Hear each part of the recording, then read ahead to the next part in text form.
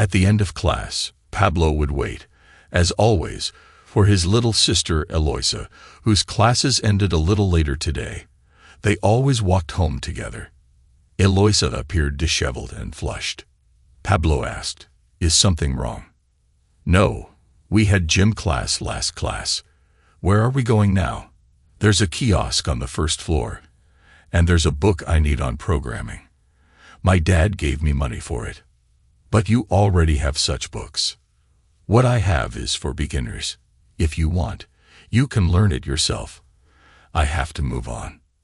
They left the school, walked down the street onto the main avenue, and turned toward the hotel, where there was a kiosk selling various magazines, including books. Looking in the window, they went behind the kiosk, and suddenly, through the glass, they saw their mother standing on the other side of the kiosk, at the reception desk, with their acquaintance Marcelo. They were getting a room, and Mom had warned them, "No calls for me today. If it's urgent, call Daddy. I have a big meeting this afternoon." Standing behind the kiosk, Pablo and Eloisa listened to the room number where Marcelo and their mother were staying. Not knowing what to do, Pablo dialed his father, who answered immediately. He briefly outlined the situation. The father answered, "Son, wait for me. I'm just in your neighborhood. I'm going in the car, and I'll be there in about 10 minutes. Dad, we'll be outside the room." They went up to the right floor, went to the right room.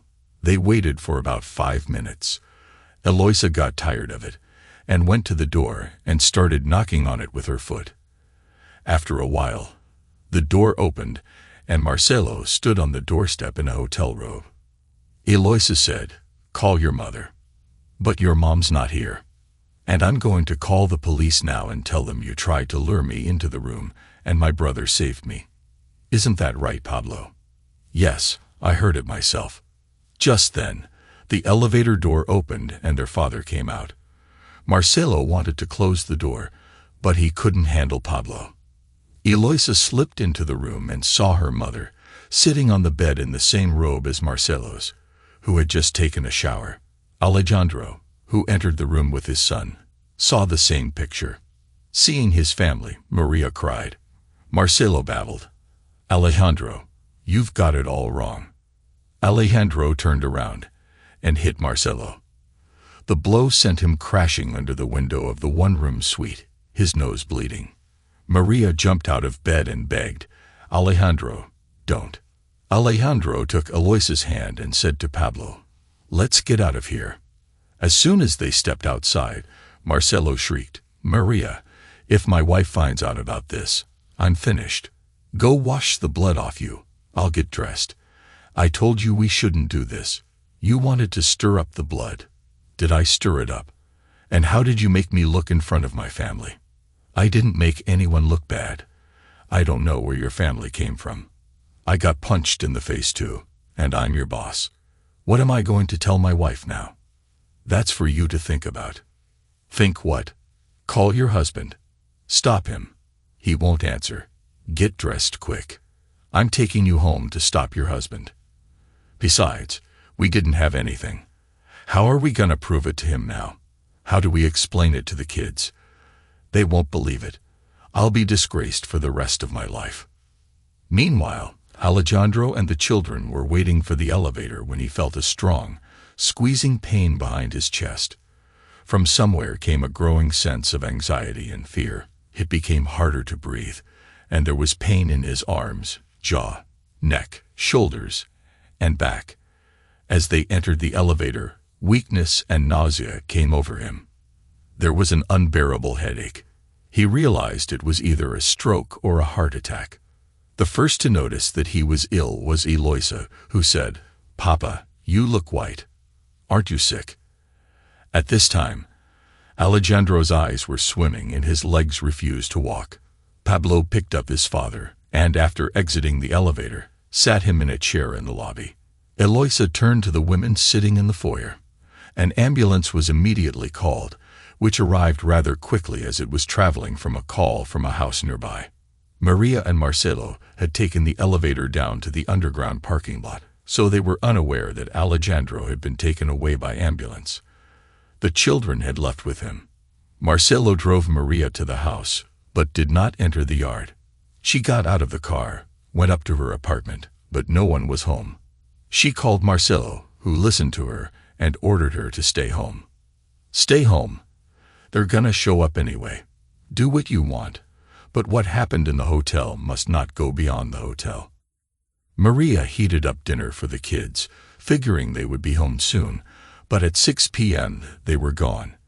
They didn't show up at 8 p.m. either. Maria began calling their phones and tried to locate the children through an established Find Me program. Meanwhile, Pablo and Eloisa sat in the hospital and adamantly refused to leave. The doctors, who knew the reasons why they were there, showed solidarity, fed them, and put them up for the night in an empty room. Alejandro was in intensive care.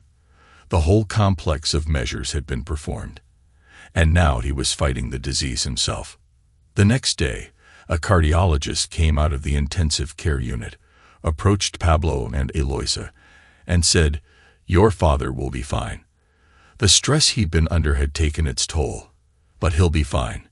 You should make up your mind. Don't get me wrong, we can't have you living here. This is a hospital, not a hostel." Pablo answered, "Eloisa and I will go to the school and decide where to live. As long as Dad is in the hospital, we're not going home." "Did they feed you at least?" "Yes, thank you very much. We were fed." So 15-year-old Pablo was left with the difficult burden of supporting his father and little sister, and he decided to go home, but first after school, to go to the hospital, in the hope that his father would come to his senses. Maria did not wait at home, neither for the children nor for her husband. In the morning she went to school, hoping to meet the children there, but she found no one. They had just missed each other because Pablo and Eloisa were late for class. Without waiting for the children, she went to see Alejandro at work, but he wasn't there. None of his co-workers could explain anything. From there, she went to her office and was immediately summoned by Marcelo. He only had one question. "Did you sort things out with Alejandro?" "I haven't seen him." "Not him, not the kids.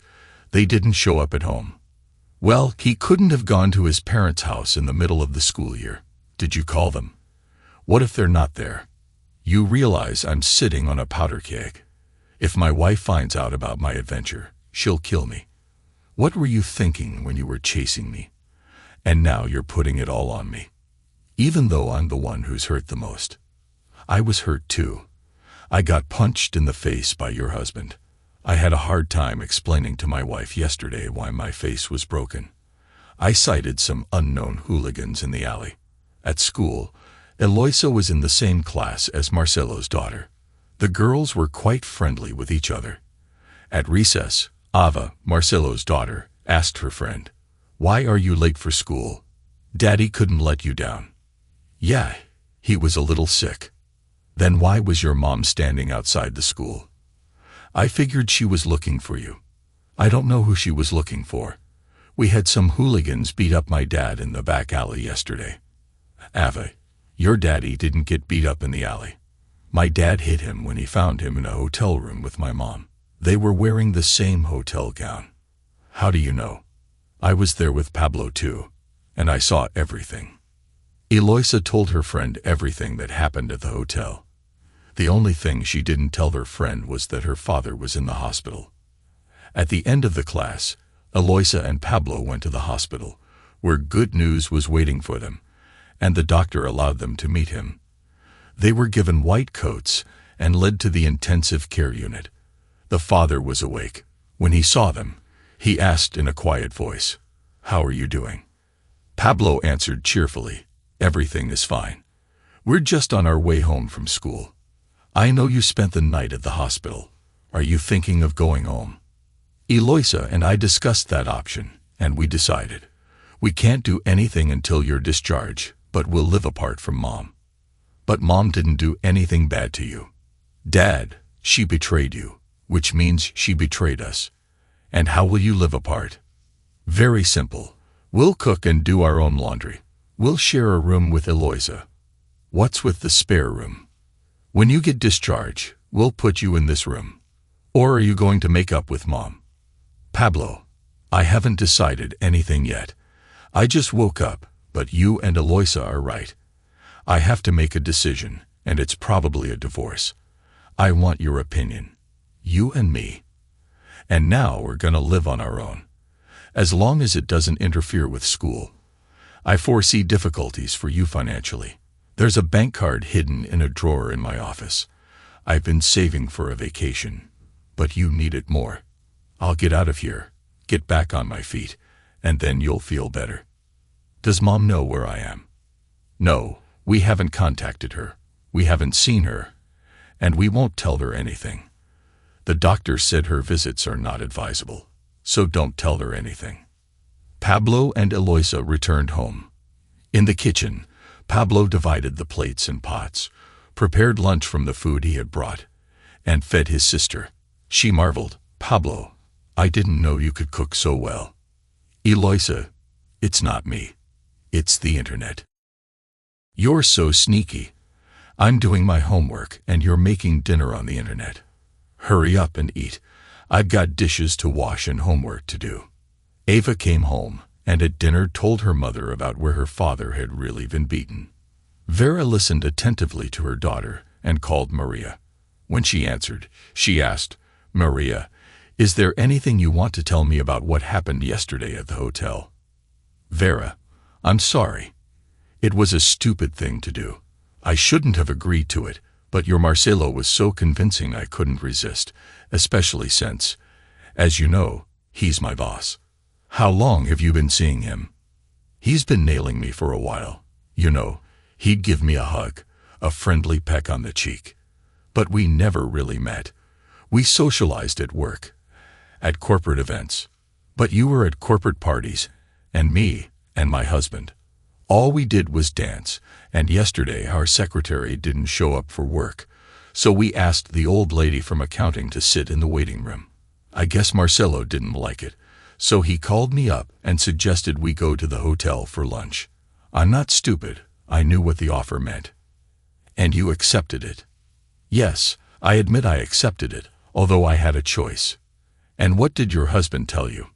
"Alejandro didn't tell me anything. He came into the room, hit Marcelo, took the kids, then left. I haven't seen anyone yet. Not the kids, not Alejandro. They didn't spend the night at home." "I don't know, but your daughter was at school. Did you sleep at home yourself?" "I went straight from the hotel, followed them home, but they never showed up." "What are you going to tell them now?" "I don't know, but I know what I'm going to tell Marcelo tonight. The company he runs belongs to my family, so tomorrow he's leaving. He only got the job because he was my husband. Maybe I should have left him the way he was. Although as an engineer, he's not much of an engineer either. Should I pack too?" "No, I thought Marcelo was picking on you, painting your relationship and your work in a negative light. Now I realize that he was just covering up his failures in his work and making himself out to be a god that you were supposed to worship. Tomorrow, I'm going to offer you the job as my deputy. This is so you can learn the basics of running a company like ours. Maybe one day you'll be CEO. Marcelo was always jealous of your abilities. I knew he didn't like your husband because he was a successful engineer. And know that, unfortunately, you're not his first victim. Your secretary wanted to quit too. I met with her today. Unfortunately, she's going through a divorce. So she was seeing Marcelo too. Yeah, for a month. I don't think Alejandro will forgive me either. Alas, your Alejandro will light his way forward by the lights behind his bridges, and he will take the children too. But he cannot do that. I will not give him the children. You've already lost them back at the hotel. Even if they're there for you, they'll never forgive you for that betrayal. In their eyes, you betrayed not only Alejandro, you betrayed them. Think about how you're going to live your life." The conversation was over. Maria thought she did not know what to do, whether she should warn Marcelo about what awaited him at home. She decided she didn't need to. Marcelo came home in the evening. He decided to be a dutiful husband tonight. At home, He found his father-in-law and mother-in-law. Vera called everyone to the table. He asked, "Where are the children? They've already had dinner and are doing their chores. You hadn't forgotten that Ava has school tomorrow. What about Mario?" "Nothing. He's going to kindergarten. Why don't you want to hire a nanny? We have money. I make good money. Why don't me and Evaldo have a drink? Didn't you see that they came in their own car? Dad's driving. And about your earnings. You're making very little money. Today was your last day as CEO, and your last day in this house as a husband. Vera, if you're referring to last night's incident, Maria, and I had nothing. I know because her husband and the kids came over and gave you that bruise. But nothing happened. As far as I know, you dated Dolores, the secretary, for 6 months before you replaced her with your secretary. I know I cheated on you, but that's no reason to fire me. Yes, it is. You have no idea how much money your Dolores took out of the firm's budget. All I can tell you is she's in custody, and she's testifying now." "And who arrested her?" "The police, and I think they're coming for you too. So go to your office and hand in your letter of resignation, effective today. And then the police will come after me. What happens to you afterwards is of no interest to me or my parents. You'll sleep here tonight." Marcelo went into the office, sat down at the table, and after thinking it over, wrote a letter of resignation effective today. Then he changed his clothes, took warm clothes, and left the cottage. He did not say goodbye to anyone. Meanwhile, after work, Maria was approaching the house and saw that there was a light in the kitchen window. Someone was home. She quickly went up to the floor, opened the door. There were no clothes in the hallway, but there was a light on in her son's room. Pablo himself walked from the kitchen to his room and closed the door behind him, completely oblivious to the fact that his mother had appeared. Quickly removing her outer clothing, Maria walked through the rooms and made sure Alejandro was nowhere to be found. She assumed he was in the room with the children. She approached and knocked timidly. There was no answer. Again, no one answered. She opened the door herself. In the room, the children were sitting at the table doing their homework. "I knocked, didn't you hear?" "We heard, but we're busy with our homework." "Where's Daddy?" "We don't know, maybe in a friend's house." "I want to talk to him." "Does he want to?" "When he contacts us, we'll tell him what you want." "I want to talk to you too." "We don't want to." "You'll have dinner." "We've already eaten. From now on, you don't have to cook for us." "Why not?" "We'll cook for ourselves. We have to learn to live without you." "What about me?" "You have Uncle Marcelo." "I just don't know how Aunt Vera will feel about it. Now, if you'll excuse us, we have homework to do." Without getting anything out of the children, Maria went to her room. For 3 days in the house, there was a silent war between the children and Maria. But finally, the information that Alejandro is in intensive care reached her. She found out about it by accident. At her request, an acquaintance called Alejandro at work and introduced himself as a customer for one of the projects. He said that he needed a personal meeting with Alejandro, to which the employee replied that it would not be soon, as Alejandro was in intensive care with a heart attack. Maria, upon hearing this news, rushed to the hospital. There she confirmed Alejandro's presence in the intensive care unit, but they refused to let her see him. Maria was surprised to see Pablo and Eloisa coming down the stairs in white coats. They had, at the end of their lessons, visited their father. Realizing that the children would ignore her, she asked the nurse on duty who the attending physician was, Alejandro, and how she could talk to him. She was shown an office on the first floor and told that Dr. Juan was there now. Maria went to the office, knocked, and heard, "Come in." Maria entered and asked worriedly, "Juan?" "Yes, it's me." "Tell me, is Alejandro, who is lying in the intensive care unit, a patient of yours?" "Yes, that's my patient." "And who are you?" "I'm his wife, Maria." "I'm listening." "Tell me, will I be able to see him?" Not anytime soon.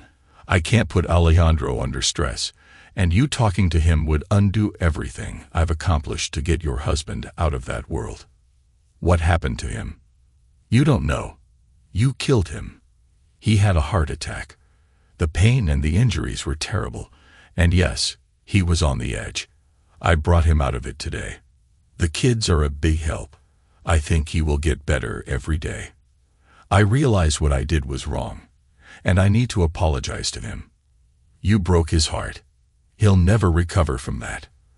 But I hope he'll get strong enough to be a normal person again, not an invalid. You must be surprised at what's happened. Not at all. More and more men are being brought in with heart problems. My opinion is this: you can't trust a woman for long. Eventually she'll give you away. That's not true. You have the wrong idea about women. Is that what you're telling me? But I love him. I don't think you ever loved him. How could you love your husband and go to a hotel with another man? For all I know, with your boss, who is sort of a friend of your family. But we have grown children. And do you know that when the ambulance brought him in, your children were in the hospital until the morning, waiting for the results of the initial treatment. They only agreed to lie down in the morning, in the ward, and sleep for a while. And then they went to school. Why didn't they call me? They must have seen too much. They told me what happened. Maria was never able to visit Alejandro, but she already knew where to find her husband. Leaving the hospital, Maria began to realize the doctor was right. Everything the children had seen had affected them. She was sure that no one would ever find out about this little prank of hers, but she didn't expect Marcelo to turn out to be such a womanizer. Vera had thrown Marcelo out of her life without a moment's hesitation. Maria also realized that he would do the same to her and Alejandro. She had ruined her relationship with the children she loved most in the world for a very long time, and she didn't know if their relationship could be repaired when Alejandro got out of the hospital, though they were probably ruined forever. After lunch, she went back to work. Vera kept her word and put Maria as deputy general manager. Being close to the management, she heard and knew a lot of things. She knew that Marcelo had left town and the police were looking for him. It was a shame he hadn't even called her. The head of the administrative department was on her own recognizance. At the same time, Vera applied to the court for a divorce from Marcelo. As Maria found out she didn't claim alimony, I asked her, "I haven't given up yet. You can make that claim at any time. But it doesn't make any sense right now. I have enough to support my children without denying myself too much.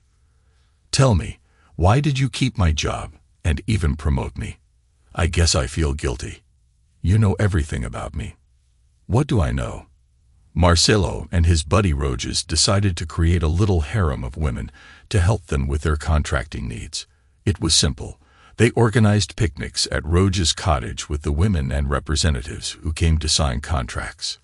What would we tell our husbands? You would be urgently seconded. I don't understand. We were already doing well. What's that for? If things were going well, the police wouldn't be dealing with Marcelo today. How are things with your husband? Nothing. The important thing is that I found him. Where's he hiding? He was hospitalized. He got sick at the hotel. Heart attack. The kids figured it out and sounded the alarm. And that's what saved him. Have you met him? No, the doctor wouldn't let me. He said it was too dangerous for him, but they let the kids in. I'll talk to the kids tonight. That evening, Maria set up to talk to the children. When she arrived, they were home. The lights were on in the room they occupied. Maria took off her outer clothes, washed her face, and went to the door and knocked. But there was no answer. She pushed the door open. Pablo and Eloisa were in the room doing their homework. His son was helping Eloisa with her homework, explaining something to her. Seeing his mother on the doorstep, Pablo said, "Actually, we're doing homework." I was knocking. We knocked on the room for a long time too, until we got the door to be opened. Nevertheless, we're listening. Why didn't you tell me Dad was in intensive care? You weren't interested, and it would have hurt Dad. But I would have helped him. With what? How would you have helped him? Would you have come with Uncle Marcelo to finish him off at the hospital? Marcelo got kicked out of his job for that. We know that. It's just that Eloisa told her friend Ava how her dad got that black eye. He was telling everyone the legend about the hooligans in the alley. Maria looked at her children, knelt down, and sobbed. Children, I'm so sorry. I'm so sorry. I never meant to hurt you or Daddy. I didn't think anything would happen because of this. I love you. Pablo and Eloisa didn't go near their mother, but they were upset too. They had not at all expected their mother to turn into a pathetic and broken figure in front of them. Meanwhile, Alejandro lay in the ward, reminiscing about his past life. The relationship he had with his wife had worked out like most married couples. When he met Maria, she was without a doubt to him the most beautiful and charming woman he had ever seen in his life. They met at university. He was in his 3rd year by this time, and she had just entered her 1st year. They dated for over a year before he asked her to marry him. He believed that he loved her as he was fascinated by her. He couldn't take his eyes off her and believed that everything she did was right. And then a big lie crept into her actions, and it was the children who caught her in the lie. Alejandro didn't know what to do next. He realized that as a family, they had ceased to exist. But there were still children. Pablo had to study 2 more years to graduate from high school and then another university. Eloisa was more difficult. She had 5 more years to study at school and then another university. That meant he had no time to think about illness, although the doctor hinted at the possibility of disability. The doctor said the critical period after a heart attack is the 1st month, and here it's been a week. Although, as the cardiologist pointed out, Alejandro had no diseases that worsened the prognosis and his chances of survival were very high. Alejandro knew he was alone and had no one to lean on. He would not allow Maria into his life. Weakness kept him up. Toward evening, the attending physician came in, asked the usual questions about his well-being. Alejandro asked, "Did my wife come?" "She did, but I didn't allow her to visit." "How did she know about me?" "That I don't know. I'm a cardiologist, not a psychologist. I don't think your kids told her about you." "I don't think so either. They come to me every day and talk to me about school, about themselves, about the town news, that's all. Nothing too much. As you can see, they keep you safe." When the time came, Alejandro was moved from the ICU to the cardiac ward. He called the plant manager. He promised he wouldn't fire Alejandro. He'd give him time to recover. A month later, he was ready to be discharged. At his request, an acquaintance drove the car that was parked outside the hotel to their yard. One day, his son called a cab and brought Alejandro home. There he was placed in the room that had previously been reserved for Eloisa. Maria realized that Alejandro was home, but there were 2 notes hanging on the door: "Do not knock," and "Do not enter." Maria walked in on the children, asking, "Can I talk to Daddy?" "No, he just fell asleep. No need to disturb him." "When can I talk to him?" "According to the doctor's recommendation, 10 days, and please keep the house quiet. No noise." For 10 days, the house was completely quiet. Maria understood that Pablo cooked breakfast, lunch, and dinner. He also helped Eloisa with her lessons. When those deadlines expired, someone called in the evening. The children were not expecting anyone, so Maria went to open the door. There was a mailwoman standing outside the door, and she asked, "Are you Maria?" "Yes, I am." "Can I see the document?" "No problem." Maria showed her passport. She was given a notice to sign and handed a package from the court. She opened the package. There was a summons and an annex to it, a statement of claim to the court for divorce. Maria went into the children's room and asked confusedly, "What's this?" "I think it's a summons." Dad drew up a statement of claim to the court and hired a lawyer to represent him. "I want to talk to the father." "I'll ask him." Pablo went to his father's room, came back, and said, He woke up when the doorbell rang. "You can go in to see him." Maria rushed into Alejandro's room.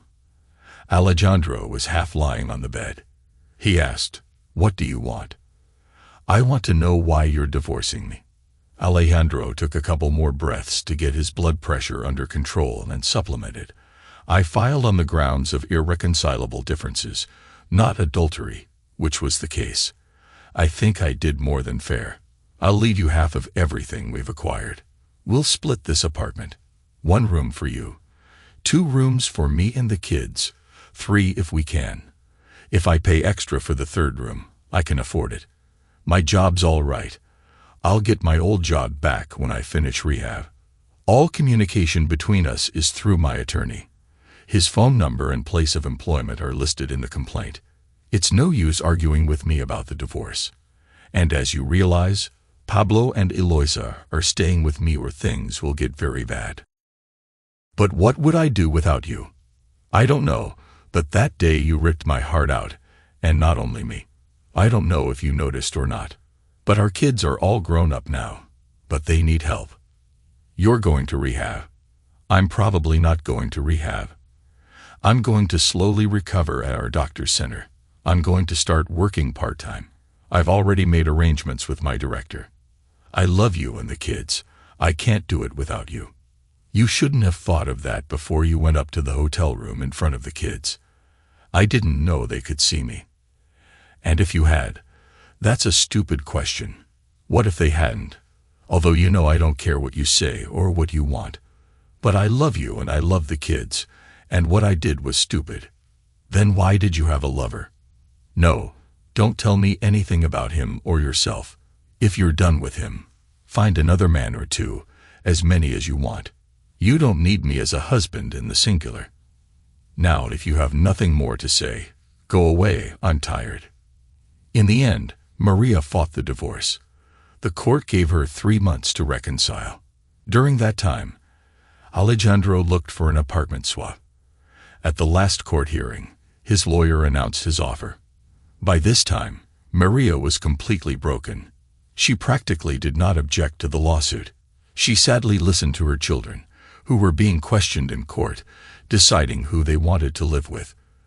Both Pablo and Eloisa declared that whatever the court decided, they would not leave their father. The court granted all of Alejandro's claims. The divorce was granted. Alejandro, Pablo, and Eloisa moved into another apartment. Maria also moved into the new apartment. Alejandro left her some of the property. Maria worked at her job until her retirement. She died a lonely woman who never traveled out of town again except for business. She looked back on her actions and berated herself for what she had done. The inability to say no had caused her loved ones pain that would never leave them. She tried to cope with the depression and guilt, but realized she would never be a better mother to Pablo and Eloisa, a better wife to Alejandro. They just moved on and threw her out of their lives. As for Marcelo, his fate is unknown. He disappeared from the town and never appeared there again. Marcelo's wife Vera ran the business for a long time and eventually handed the reins over to Maria after training her. She herself concentrated on raising her children.